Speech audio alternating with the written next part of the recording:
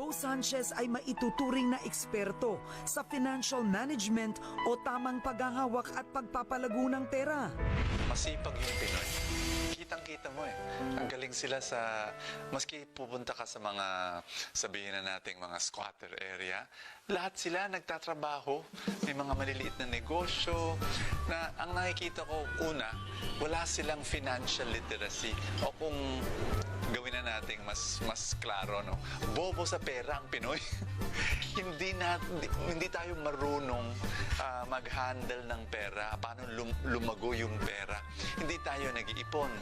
Tapos, yung iba nag-iipon, mali yung saan nila linalagay yung pera nila, hindi lumalago. Magkaroon tayo ng tinatawag kong long-term projection. Kung gusto niyong yumaman, magkaroon kayo ng long-term plans sa buhay. Kasi pag mas malayo ang pananaw, no? Anong gagawin ko next year? Anong gagawin ko 2 years from now? Siguro magpaplano, mag-iipon, mag-iisip kung anong gagawin ko para mawala yung utang ko sa buhay. Sabi nga ni Bo, maski siya'y inakala noon na makamundo at masama ang pera.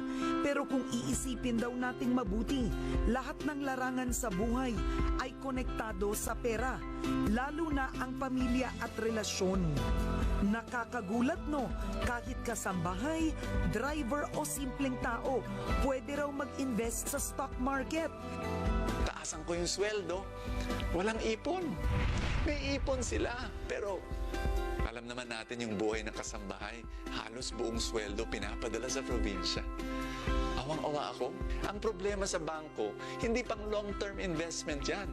Hindi lalago ang pera sa bangko. Yung isang simpleng tao pwede mag-invest sa stock market.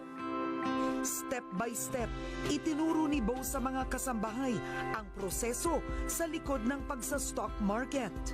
Number 1, you need to learn. Mag-attend ng seminar. There are 2 ways of getting into the stock market. Dalawang paraan. Una, ang tinatawag nilang trading the stock market. Hindi tayo dyan. Doon natatalo ang mga tao. Kasi nag-trade. Ang trading ganito. Bibili ka ngayon, bukas bebenta mo. Tayo, investing. Ang investing iba. Bibili ka ngayon, ang pagbenta mo mga 6 months from now, 1 year from now, 2 years from now, 5 years from now. Ha?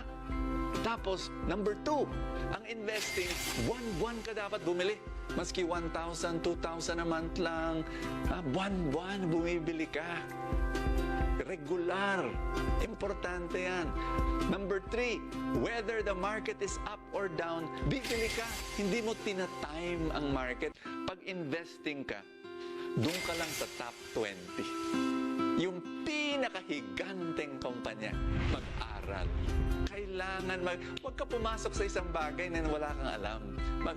Sasabihin nila, ay, wala akong oras. Eh, di ka yayaman. Ay, ayoko mag-seminar. Hindi pa ako nagsiseminar sa buong buhay ko. Eh, di ka yayaman. Huwag tayo matakot sa isang bagong